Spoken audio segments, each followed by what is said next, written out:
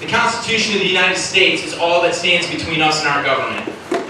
It is a document designed to do one thing, that is to protect the God-given rights of the citizens of this country, protects us, protects our rights from our federal government.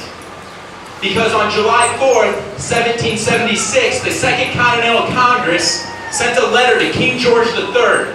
And in this letter he said, "We hold these truths to be self-evident, that all men are created equal, that they are endowed by their Creator with certain inalienable rights, that among these are life, liberty, and the pursuit of happiness.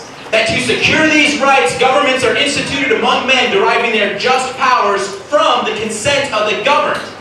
And that whenever any form of government becomes destructive to these ends, it is the right of the people to alter or abolish it." Yes.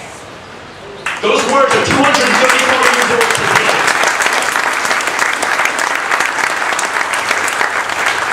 You see, prior to that, people didn't have individual rights. We did, but you know what? King George III, the British monarch, he fooled us all. This whole idea of kings. They used to have what's called the divine right of kings. And what that means is that the people, the subjects, don't have any rights. The people, the subjects, have to worship whoever the king tells them to worship. The people can only say what the king allows them to say. They don't have freedom of speech under the divine right of kings because the people don't have freedom of speech. Only the king has the freedom of speech. Under the divine right of kings, nobody owns personal property, nobody owns any land. Under the divine right of kings, if you want land, you'll be lucky if the king can grant you some land.